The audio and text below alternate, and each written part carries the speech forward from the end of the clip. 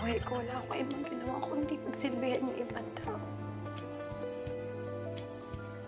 Para mahalin nila ako. Hinihingi ko rin kay Wado. Hinihingi ko rin sa'yo. Siguro kasi gusto kong punanan niyo yung pagkukulang ng tatay ko sa akin. Pero sa tuwing nagbibigay ako,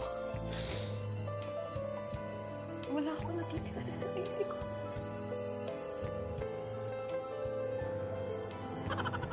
Nauubos ako.